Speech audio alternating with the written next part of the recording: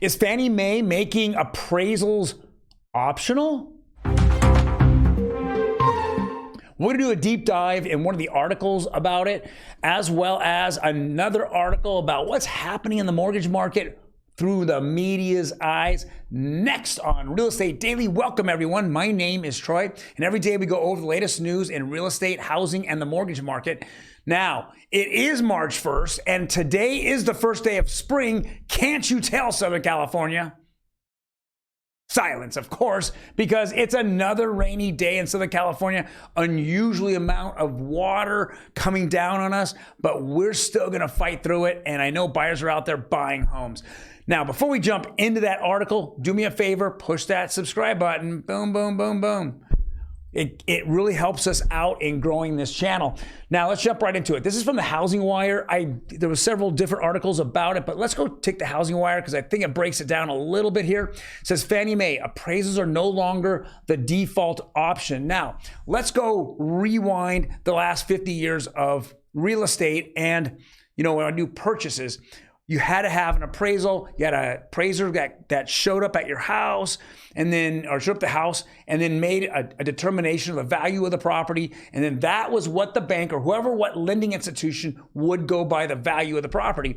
Well, during the virus, the pandemic, what's happened is that because of that moment in time, a lot of lenders or a lot of banks like Fannie Mae, they had what's called a appraisal waiver. So they use that for probably about 6 to 8 months. I have to say that during 2020 and 2021, I probably had 5 or 6 of the 35 to 50 different deals I had. I only had 5 or 6 that had appraisal waivers. The majority actually still had the appraiser show up or at least do a drive-by appraisal, but nothing really intense. So Fannie Mae is bringing this back. Now, there's been a lot of discussion why they say there's some social events out there that are causing some discrimination. I mean, I don't know. I don't see it in Southern California by looking at a name. Appraiser never actually sees the buyer at any point. If they do, it's the buyer is just getting in front of the appraiser, which is the buyer cannot discuss any values with an appraisal. The lender will not require it because it's called manipulation. So with that being said, Fannie Mae is bringing this back, which is one way of eliminating an entire industry is the appraisal industry. And they've been fighting for staying around. And I think that if we go over the different options that we have here, I still think that appraisers being at a property are way more accurate than anything that Fannie Mae or any of the large social media real estate companies have been able to produce. So let's go read what it says here. It says, important, both the value acceptance appraisal waiver and the value acceptance plus property data received automatic value certainty with rep and warranty relief. A traditional appraisal, hybrid, and desktop auctions to get value certainty and the rep warrant relief based on collateral underwriting score of 2.5 or lower. So what is this basically saying is that if they can come up with several different ways of looking at valuations, I don't want a human showing up. And with a human not showing up, then they feel that's accurate. Now, I actually feel that that's completely non-accurate. If we go back at the history of iBuyers and iBuying companies, they give you the most clearest argument on why you should always have an appraiser show up. So if we look at Zillow, who's probably the largest online media company out there that people go to, they had what's called Zestimates, and they've since taken down most of their Zestimates. In fact, what they did was they utilized that Zestimates to actually buy and flip homes. Well, how'd that work out for you? It didn't work out for Zillow. After about 1.5 years of attempting it, they just tapped out. They were losing hundreds of millions of dollars.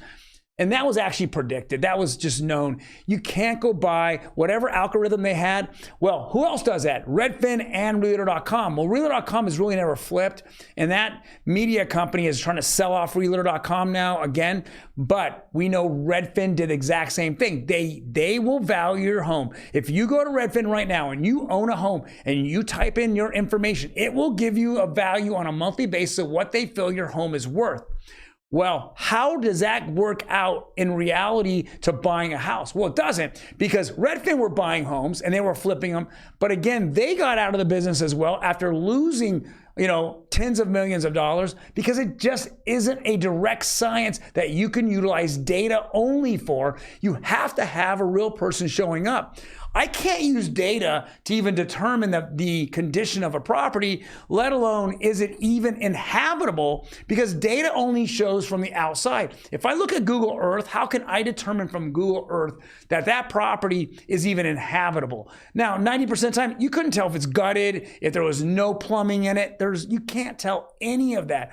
All you can do is put it up against another home in a certain distance at the same or similar square footage. But that doesn't make sense either, because if you look at where properties are located, there's so many other things that are going on that you have to juggle. Number one, I can look at down the street, I can look at a model match, but that might be up against train tracks or up against the freeway, or it could be the back of it could be a supermarket or a commercial building.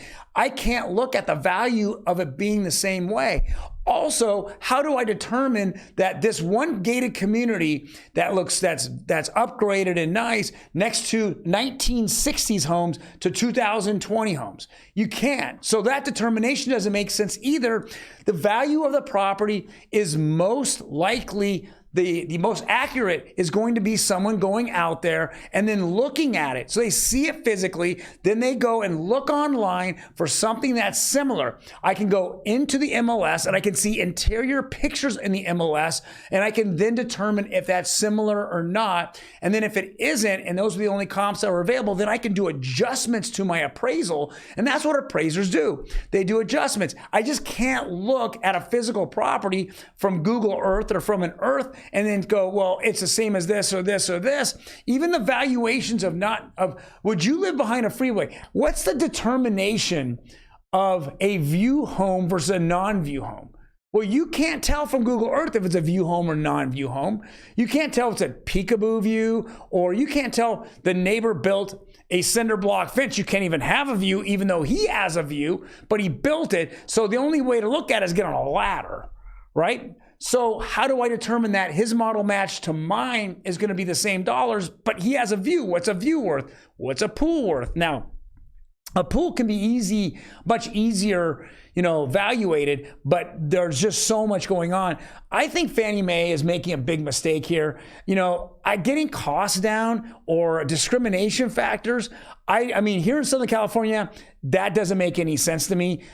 This is what causes valuations to be off, and then sooner or later can lead to foreclosures because you've overvalued properties, or you can actually hurt a client or hurt a buyer because then you undervalue properties. So again, having a human being there, not artificial intelligence, not a bunch of data thrown together, it has already proven that is not accurate. I disagree with Fannie Mae. It needs to be a default option, and there's no reason to get rid of appraisers. I don't even understand that whole concept behind it.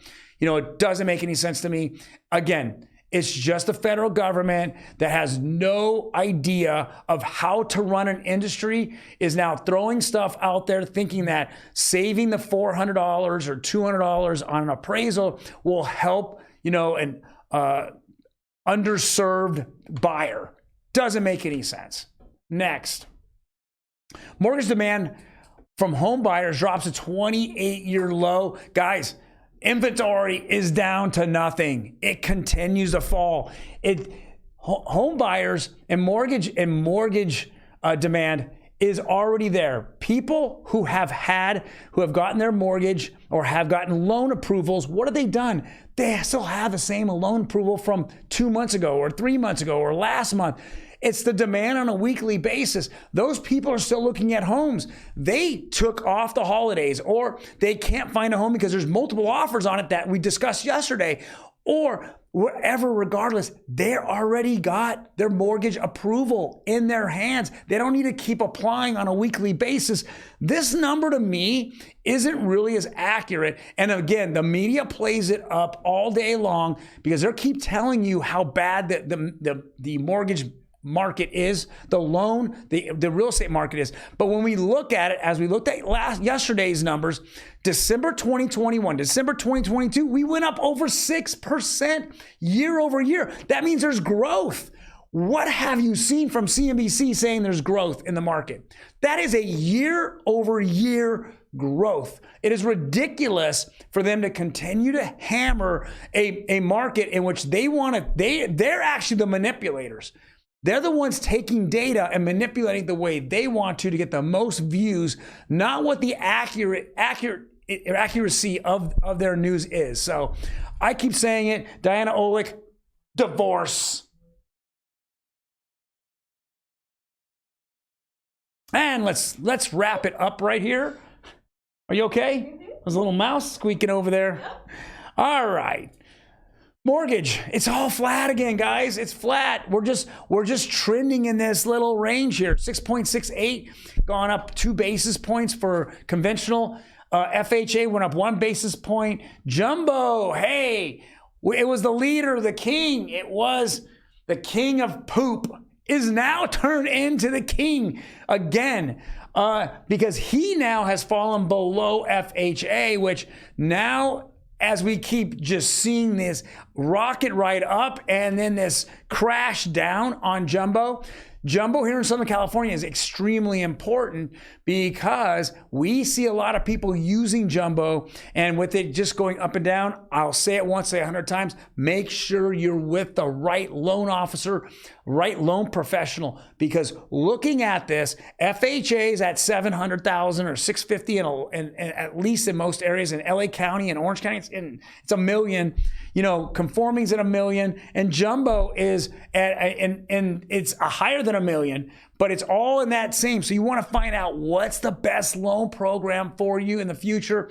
And if rates were to go down, what is the best need for the next 24 months? That's what you really want to focus on.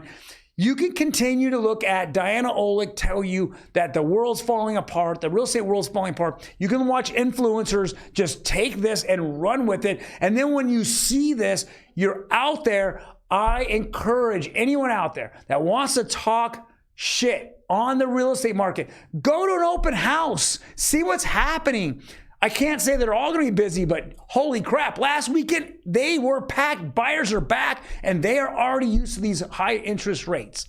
Guys, thank you very much for joining me today. I know it's cold outside and windy. It's raining as well. Stay warm, stay safe, and I will see you mañana.